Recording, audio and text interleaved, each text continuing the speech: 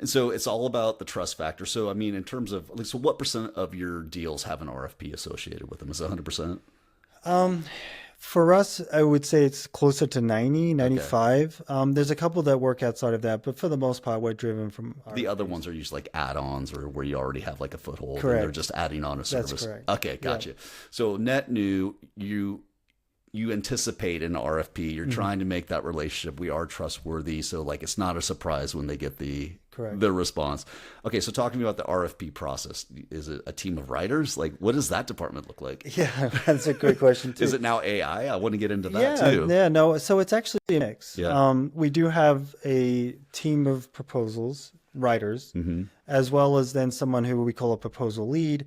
Let me step back a minute and just say, from a business development perspective, we first have a person who's in business development. Right.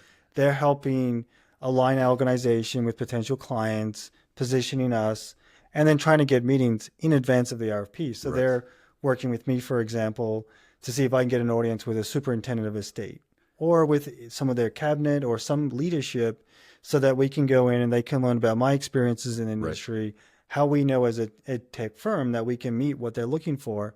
And so the business development is sort of our lead out there, Mm. wetting the market, so to speak. Are those laying the groundwork. superintendents open to that meeting in advance of an RFP typically? Yes and no? It's a mixed bag. Yeah. You got to make it valuable. Like, what value might they have from meeting with you? Yeah. And so you got to make it important to them, and that you understand their state, you understand the kinds of things they're looking for, Mm. and it's a worthwhile meeting to have. Mm. And then, of course, if you ever get that meeting, you got to show up and be ready Yeah. to address that Add question, value. add value. They have a lot of things on their plate, as you can imagine. And so they're looking for you to help them solve problems, as well as then to do things well. And just keep them out of the media. Yeah. Don't do any mistakes, and we'll have a great relationship. And run a great RFP process. Maybe educate what should and shouldn't be in the RFP.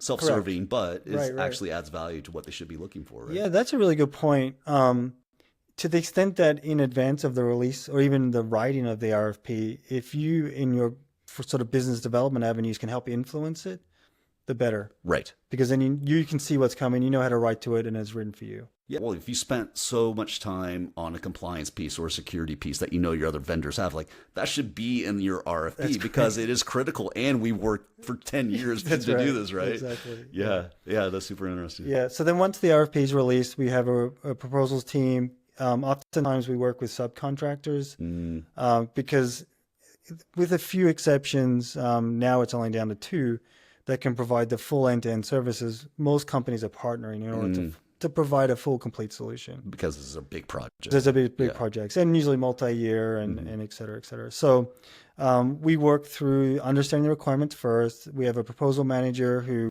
looks at all of what the key requirements are. What do we have to comply to submit? Because there's a lot of minimum requirements around the structure of your response.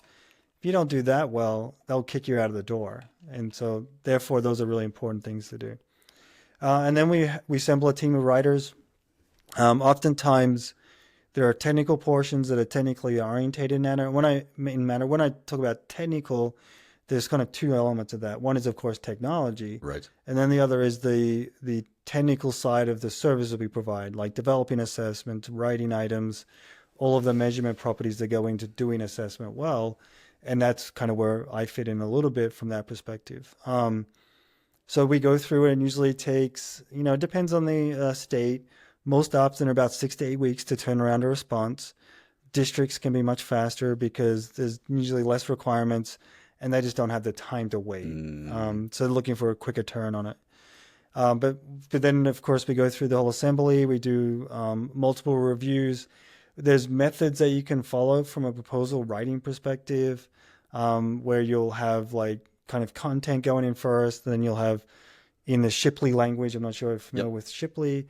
Pink team review, red team review, gold team review. I haven't heard pink team. Okay, I knew red team. Yeah, so there's all these your layers. Next level. Yeah, there's layers of review you do. Wow. Now, we're small, Yeah. so we kind of merge many of those together. But the most important is what I would consider gold team white glove, where, you're doing two things. One is from an evaluation perspective, have you written to all the requirements? Right. can you get in the shoes of those that will be reading it and evaluate that? Like, to be earnest around, are you writing well? And the other is just making sure it's clean and there's no typos. And so there's this sort of editorial pass that occurs. The response is formatted, as you can imagine, 1,600 pages.